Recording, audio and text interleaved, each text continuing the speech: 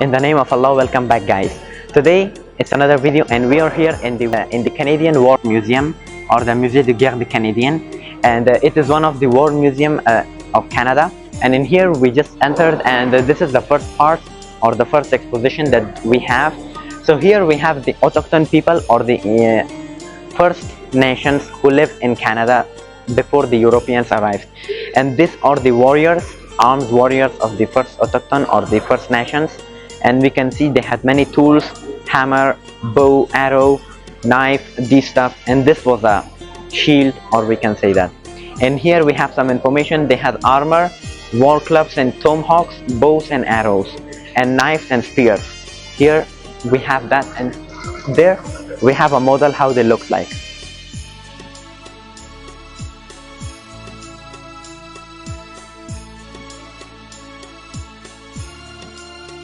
So here we have a mini map of how those people used to live. So there are the city, or we can say the village. There is the village, and we have the maison longue, or long houses. In long houses there used to live more than 1-2 family inside, and we can see the whole establishment was there. Here they showed us how they used to transport, or how they used to go from one place to another by using the boats. Here we see they are cutting herbs, and they learned how to do farming.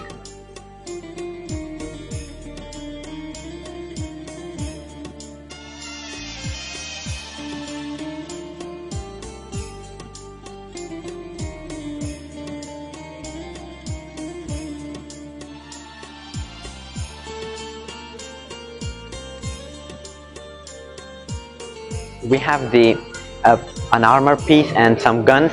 These are from the times that the Europeans came to Canada or came to North America, and they brought with themselves armors, knives, swords, and guns that they used, or flintlocks that they had. And here we see permanent European settlements that happened, and this was the first one of the first establishments that came in here, and it took place in Canada.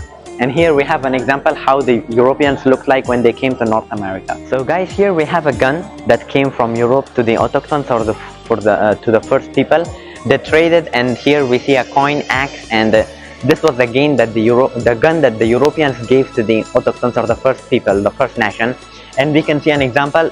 It made the life of autochthon people easier.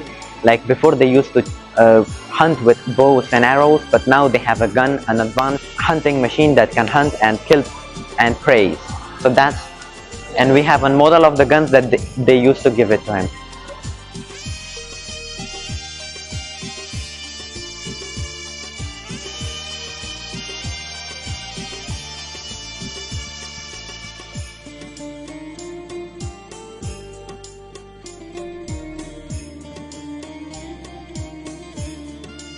So guys, here we are entering in another section.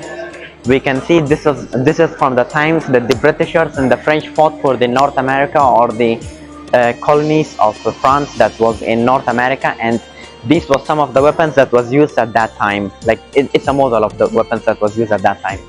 And here we see some other things. Here is the shells that they used to put in, and here is the explanation of the loss of colonies of Louisburg and some other important cities that French lost here. So guys, here we are standing in front of the map, or the battle that took place in the Battle of Plain of Abraham, and this is one of the map of the battles, and it was one of the most important battles that took place in North America.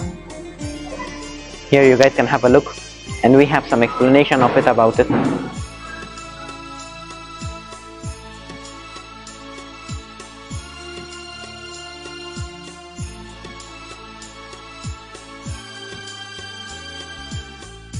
So guys, here we are standing in front of the weapons that was used in the American Revolution, or the war that shaped the United States of America that we have today. Like it was from the battle when the 13 colonies, the colony of Britain, took their independence and became the United States of America. And we have these weapons: 107, 175 to 107, 83, and 118, 12 to 180, 14. So here we have a ship. The ship's name is HMS Saint Lawrence, and it was one of the ships that used to protect the good lines between the Britain and the Quebec, the colony of Quebec. So we have an example of that ships and the weapons that was aboard the ship. So we have a musket rifle, a sword, an axe, and a flintlock.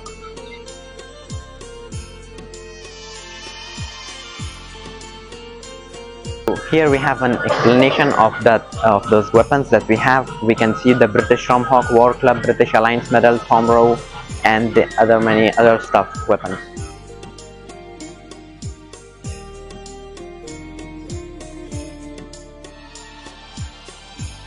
Here we have a British soldier's outfit. As you guys can see, we have some explanation about it.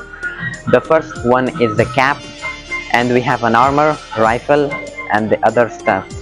And this is a water bottle, wooden water bottle. So guys, here we have the world's first machine gun that was made in 1885, and we can see it's pretty copper golden type color, and it's really a big machine gun. I think it used to fire a lot of rounds, and here we have an information about it.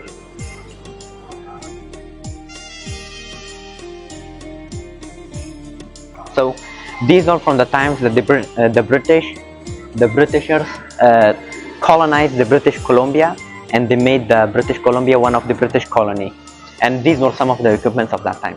So here we have a volunteer militia's outfit. We can see they have a red jacket, helmet, and some stuff, and the bag and water bottle. Guys, right now we are standing in front of a wooden cannon. This is a wooden cannon that was used in the wars, and as you guys can see, the name of the cannon is Patriot Cannon 1838. So guys, this is the rare photo of 1900 wars photo. It's a Canadian soldier who is taking a name, and he's trying to snipe or kill someone.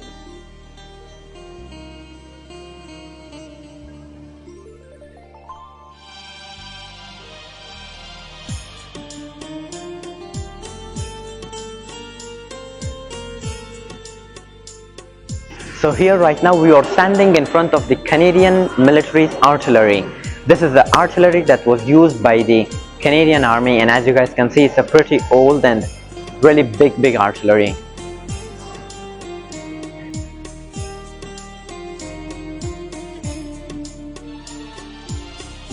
Right now here we have an example of creativity.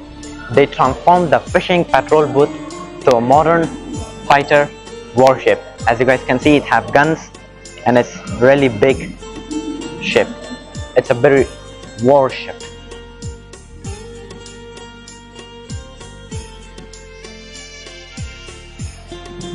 So guys, here we have a measurement stuff. As you guys can see, if I will measure myself, and through the measures, if I'm 1.7 I will be a gunner, if I'm 1.6 I'll be an engineer, 1.6 infantry, 1.57 recruits, 1.5 bantam.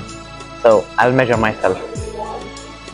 I will be a gunner or artillery, so I'll be firing artillery at that time, guys. Here we have an information about the feet. If you had a flat or normal, if you had a normal feet, they would normally take you in the army. If you had a flat feet, they wouldn't take you in the army, or high arch, they wouldn't take you in the army. And this one was for checking if you're not blind or something, because this is an eye test of that time.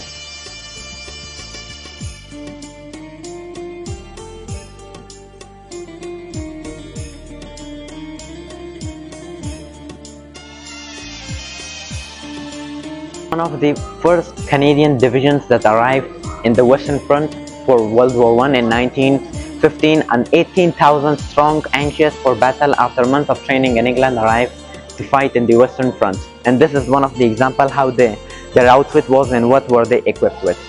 So guys, as you guys can see right now, I'm standing in front of a place or a collection of firepower. As you guys can see, we have different guns, from machine gun to another musket rifle, and here we have a machine gun and the ammo boxes, as you guys can see. And this is a very dangerous machine gun. And here we have another artillery.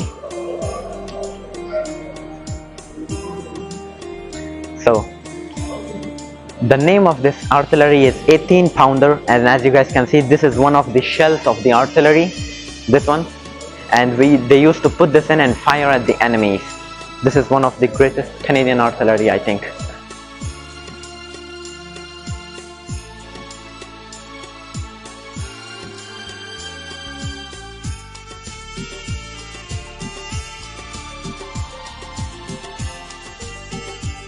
As you guys can see right now, I'm standing in front of the chemical weapons equipment, and here we have some masks, protection masks that used to help people breathe and see in the chemical warfare that happened in the First and the Second World War. And here we have an example of the equipment that they use.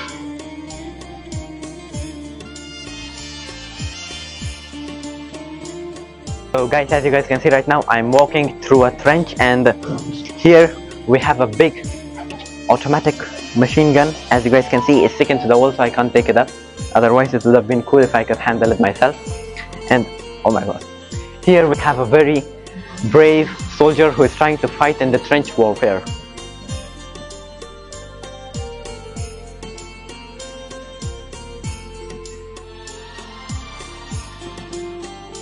I'm going to ring the bell, guys.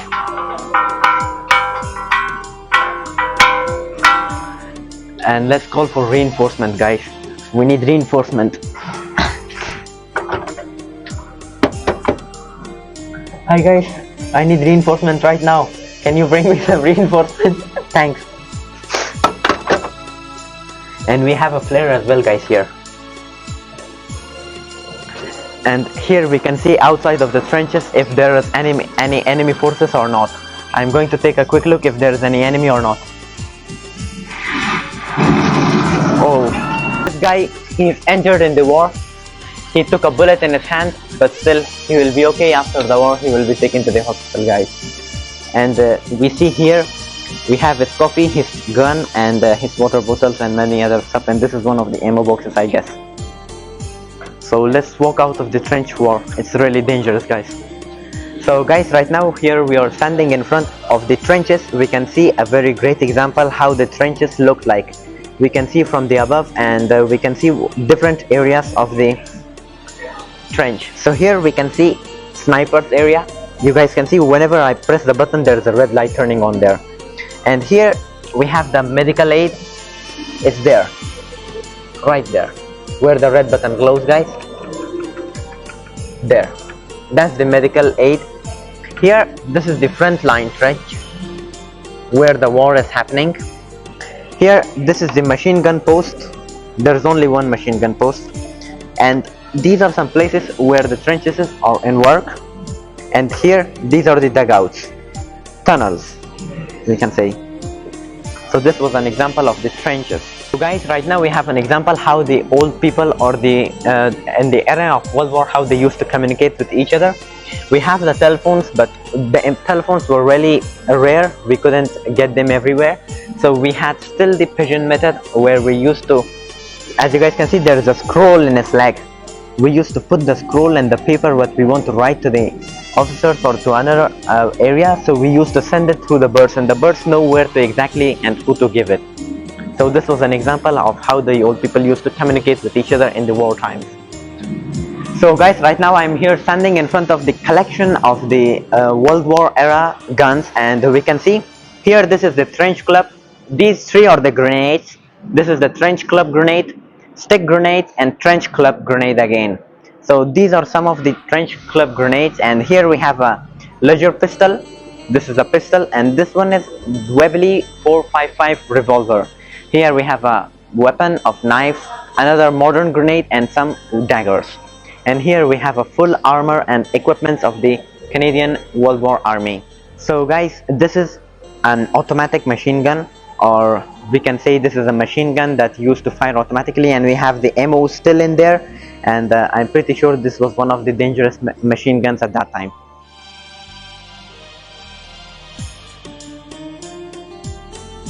So guys, right now I'm standing in front of the artillery. As you guys can see, this is a storm of steel, and this is one of the biggest artillery that was made. And you guys can see the shell over there, and I'm going to fire it right now, guys.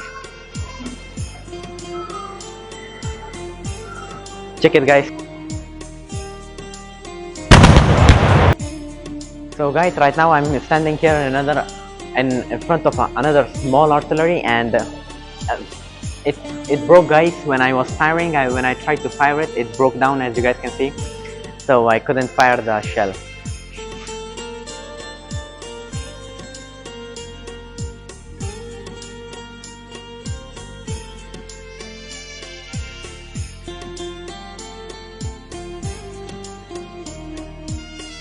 Here we are standing in front of another machine gun.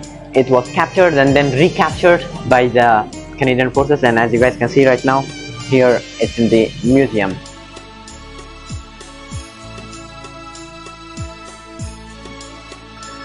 So guys, right now I'm here standing in front of a plate or a meal. So let me just try it if it's good or not. Oh guys, it doesn't have salt in it. It's not good. So guys, right now I'm entering in the area of where the war came to the Canada, and this is an area where the Halifax explosion happened. So let me just take a rest over here, guys. I'm so tired. Here we have the machine gun that blew up from the Halifax explosion, and it came here.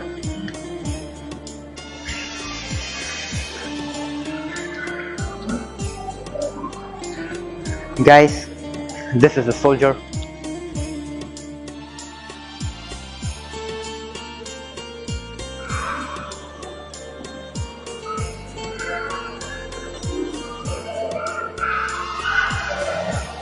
So this is the Canadian nurse at war, and we can see the equipments and the medals that she received for her bravery.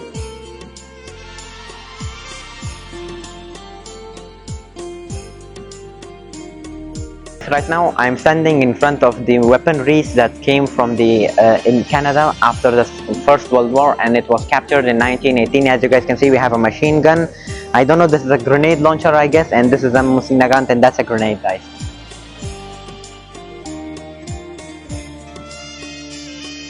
Standing in front of the first tank that was ever built in Britain, and this was a tank that Britain sent it in the First World War, and the British forces and the Allied forces won, and they had a major victory because of these British tanks that was very useful and helpful in the First World War. As you guys can see, here is an example how the tanks used to work at that time.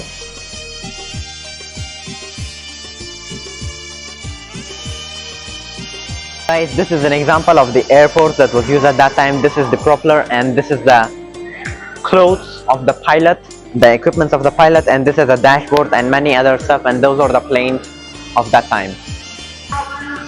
So guys, right now I'm standing here in front of the screen where it shows one of the battleships that was sailing in the World War era of Second World War. And as you guys can see right now, this is a live experience, and here these are the captains, captain, vice captain, and admiral, as you guys can see. And I'm on board, guys. There it is. Trying to get away, sir. Likely die. 5 degrees starboard. I'm standing here in front of a very important thing, and here it says the Canadian scientists work on the Manhattan Project to make the atomic bombs. And here it shows the total number of production of the Canadian arms.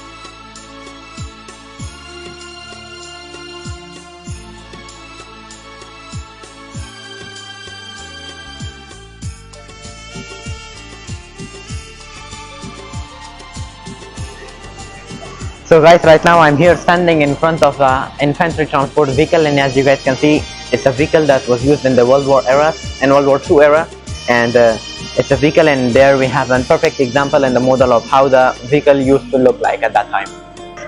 I'm a very old lieutenant that I served in the Second World War, and I was the driver of this vehicle. Let me drive it for you guys.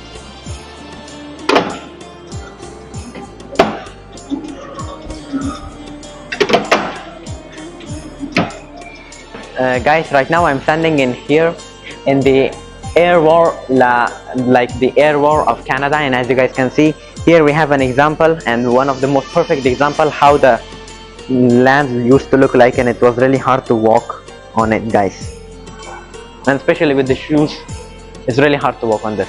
So guys, let's enter in the new section.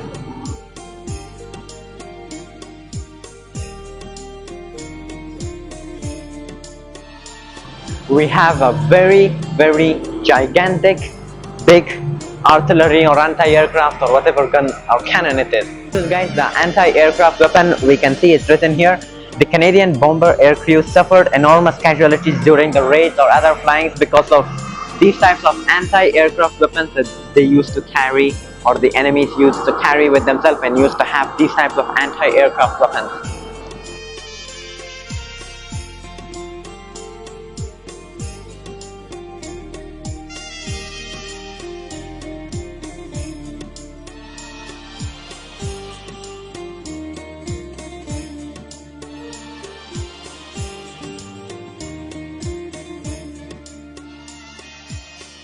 So guys, right now I'm here in front of another tank. As you guys can see, this is one of the armored vehicles that was used during the World War eras and World War II eras especially, and this is one of the most special tanks that was used. And here we have another Jeep, as you guys can see right now. This is the Jeeps that were used in the World War. And in the front we have, I think, the support boxes, and in there we also have the ammunition boxes, as you guys can see.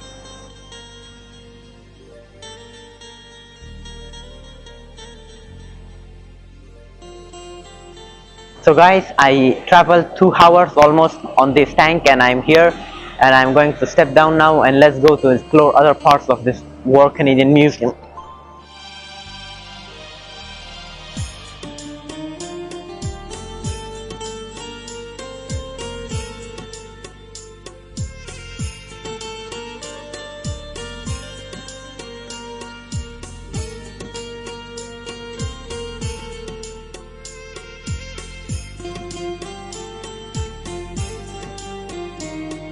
Standing in front of another tank, an armored warfare Forceful 3, and as you guys can see, this is a tank. The name of the tank is Forceful 3. So guys, this is one of the most advanced tanks at that time of the World War era, and the name of this tank is Forceful 3 or Sherman. And this tank survived the Normandy D-Day landing that happened, and it came through France, Germany, and many other countries. And as you guys can see, it's a very gigantic tank. So let's go and explore more. Guys, here this is another artillery, as you guys can see right now, the Canadian Firepower's artillery, and we have many other more here. Here it's another artillery. This is a motor, M-O-T-A-R, another special kind of Flak 38 motor, and the 81 millimeters. And this is the Morning Mine, and as you guys can see, that's the Park 838.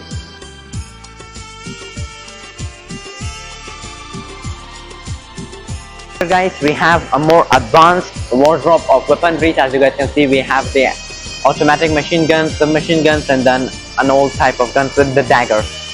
Guys, right now I'm taking cover from someone who is right there. I see him, but I don't tend to get out. He will fire at me, guys. Let's run.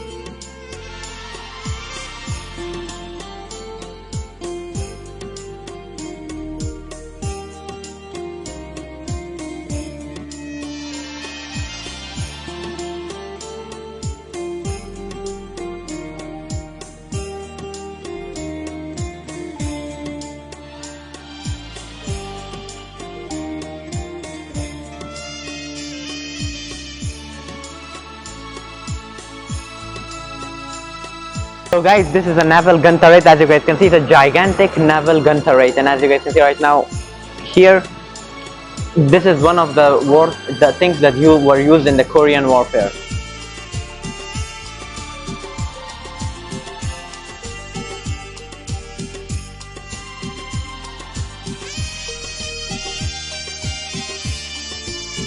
This is an armored vehicle of the Korean warfare. As you guys can see right now, it have a turret, and the windows are really small, I think, guys.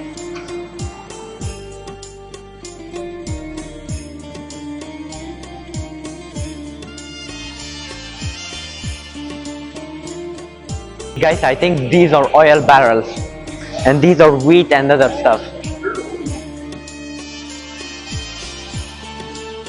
Here again we have the guns.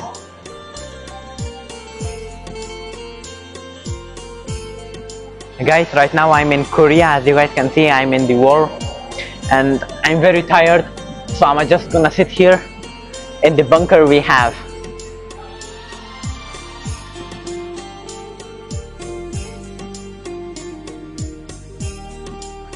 So guys, right now I'm going to make a call to the ambassador.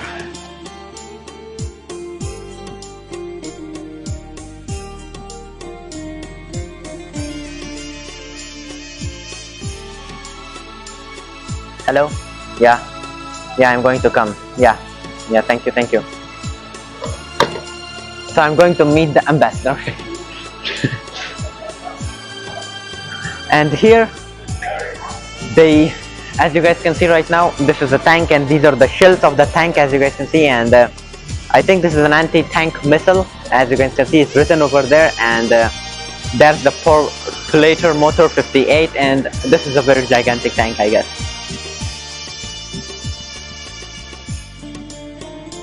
Let's practice our shooting, guys.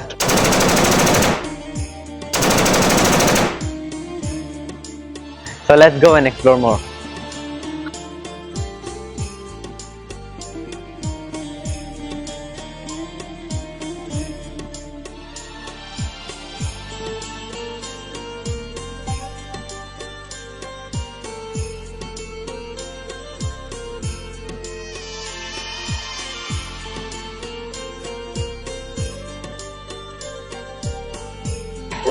And guys, as you guys can see right now, this is an aircraft carrier, and we can see there are some planes and some helicopters over here, and it's a naval ship.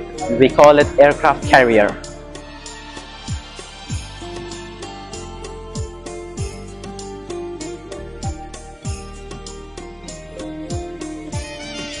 So guys, this is the weapon or the armored car that was made and specially painted blue and white for United Nations, and it is written over here that this is the first scout car, a true armored vehicle car made for the United Nations Armed Forces.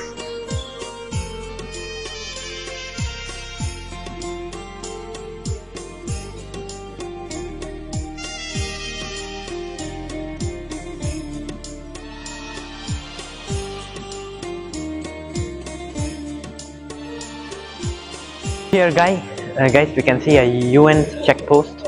As you guys can see, here there's a soldier, and we see some oil barrels here, and here say more than 2,900 Canadians served in the United Nations Scout Report Forces.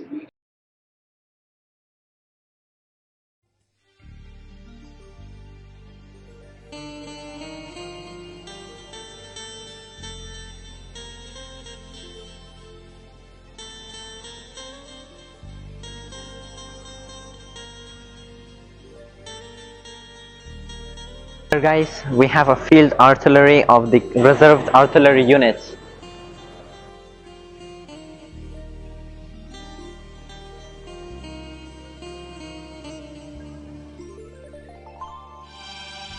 Guys, this is an armored, this is a Cold War era tank, and as you guys can see, it can even climb on the mountains, and there's another soldier with an RPG over there, guys.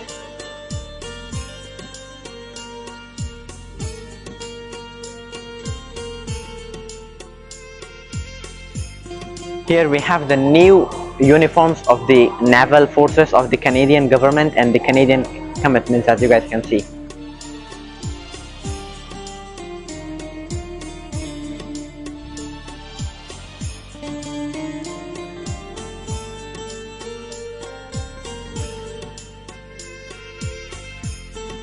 A section of the recent conflicts that happened. This is the Gulf War of Iraq, the Somalian Revolution or the Civil War of the Somalia, and here we have some guns of the fighting of the pricey or the pirates that are there, and here this is the genocide in Rwanda,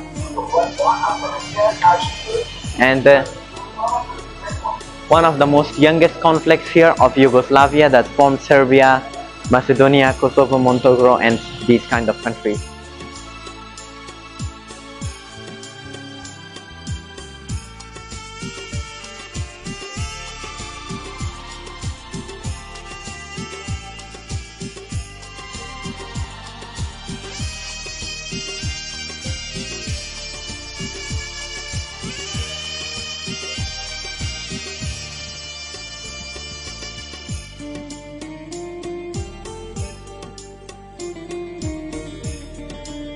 Here, this is a ready for patrol soldier. It's a patrol soldier, as you guys can see, and it's an Afghan commando. And here we have some videos and footages of the combats in Kandahar from 2005 to 2011. And here we have many other people or the Canadian forces that helped rebuilding Kabul and many other parts of Afghanistan that was in conflict from 2001 to 2014. Here we have a sniper, a dangerous sniper that can kill or assassinate people from meters away. Here we have some photos that you might, I will not need them because you guys already recognize them. And here you guys, it's written with their names and photos, you guys can recognize them easily.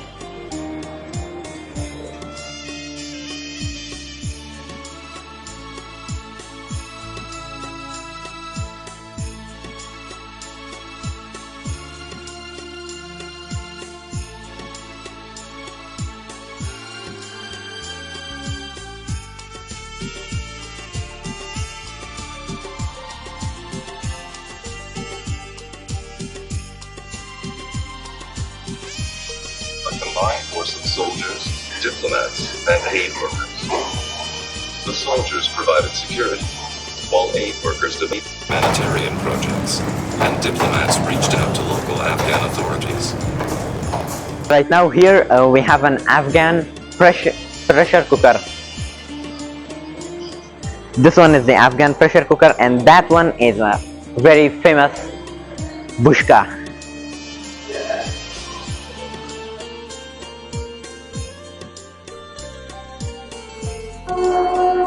So guys, right now I'm here standing in front of a statue that was made for the return of the Canadian soldiers from First World War from 1914 to 1918 that happened.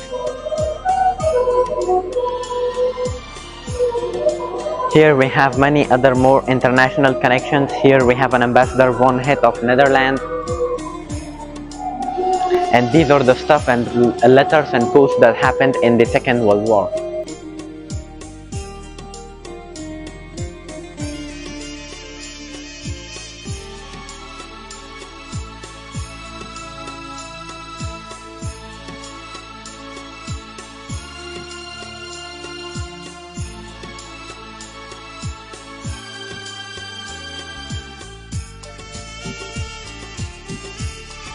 So guys, here we have some statues in white from ancient times, and you guys can just take a quick look at it.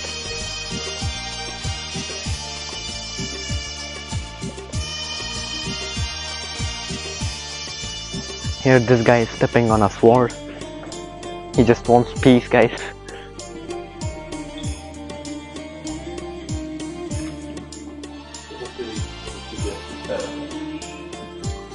Memorial.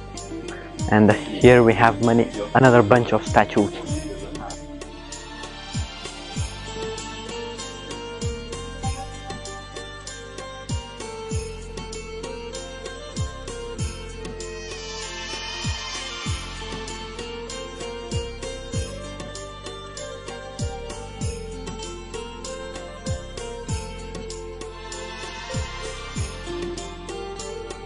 All of the armored vehicles and many other stuff over here all of them are advanced and modern technology, so we guys can start from this one, modern armored vehicle. Here we have another one.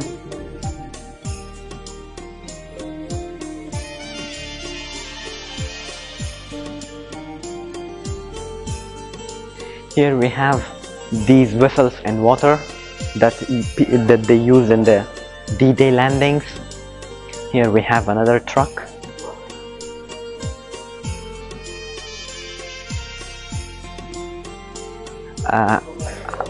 This is a new kind of weapon, I guess. Iron box. And here this is the supply trucks, I guess.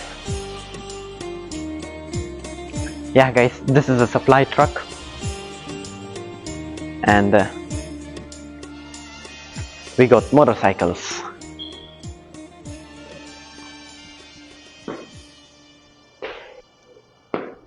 Here, and this is a tank, as you guys can see. the tank cutaway.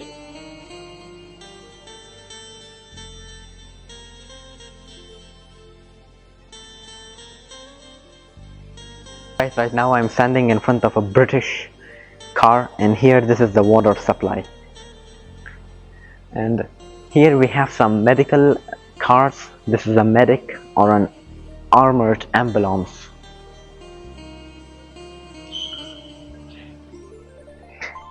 Here we have a mini tank. We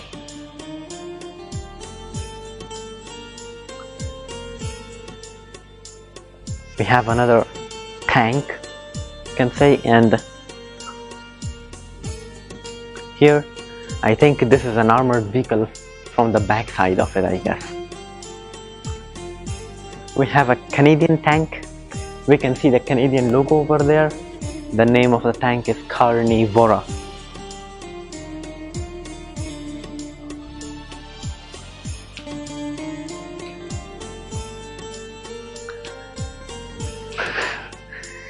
Another armored vehicle, I guess, and we got a bunch of artilleries over here. All of them are cannons or artilleries.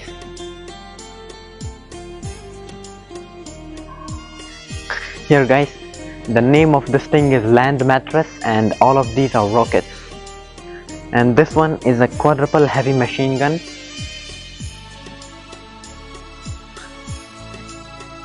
This is a 13-pounder anti-aircraft gun. And this is the Stack-on armored car. As you guys can see, it's really gigantic, and the turret.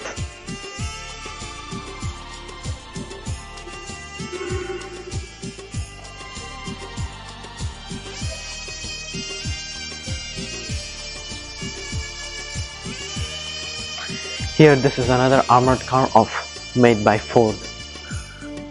Again, armored cars. This is also a Carrier MK2. This is a Jeep, guys, an old-time Jeep.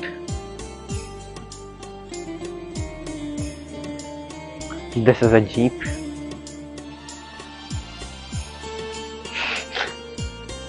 We got a cannon, guys. We don't have only one, we got another one and another one over there. These are the 18-pounder cannons.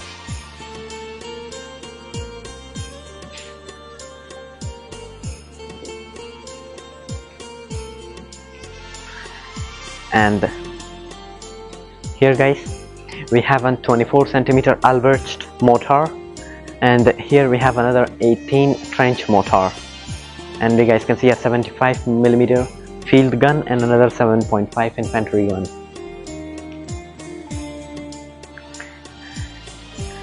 This is a new type of cannon, guys. It faces on O and it shoots stuff.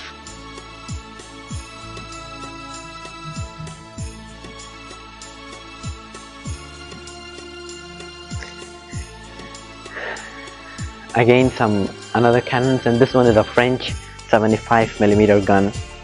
And here again a 13-pounder.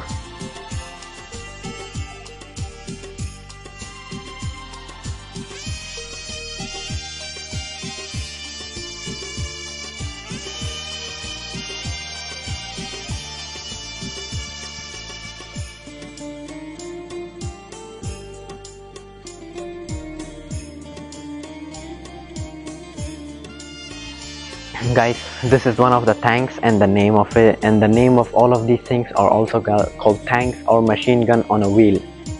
Here we have a tank, we have another one, and I think this is a Panzer tank of German. As you guys can see, there is a German logo of it. We have an M3A Stort tank. We have another one. It's a bit rusty, guys, this one, so let's just kill this one. Here we have another Star type gun, tank. Sorry. This one, the name of it is Jack Panzer 4, and as you guys can see, it's a brown type of gun with a very, very big cannon.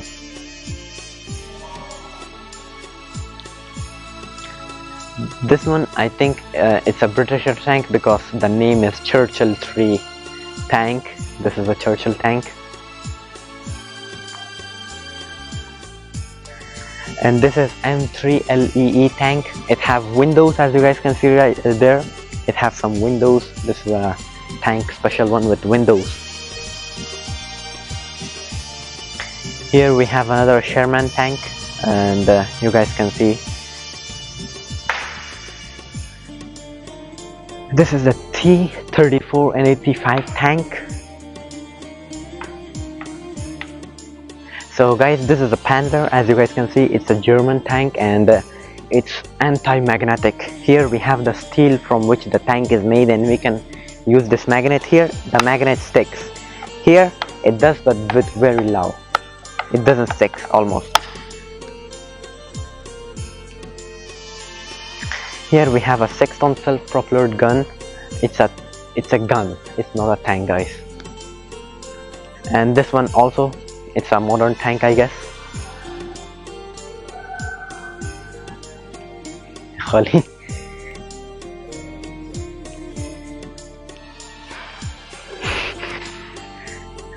So as you guys can see, the name of this tank is 6-ton tank, and there's a very big windshield opened at the front, and we can see the interior of the tank.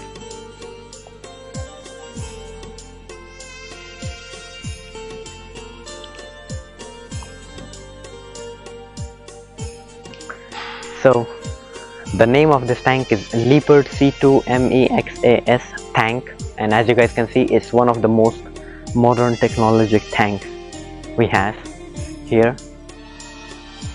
And this is another one, Leopard C2. That one was C3, and this one is Leopard C2 tank, as you guys can see.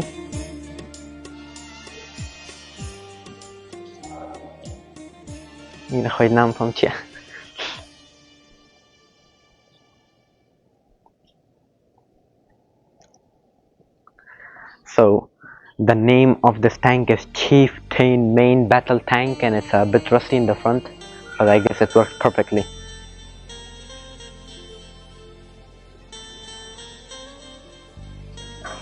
So this one is BRM-1K, and I think it's an armored car, I guess, with a cannon attached to it.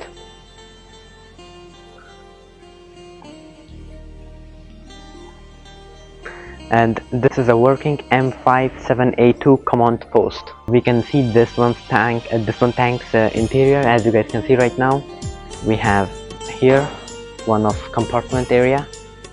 This is, I think, where the main guy sits, and that's the another one area. And I think another man sits inside, deep down there, I guess.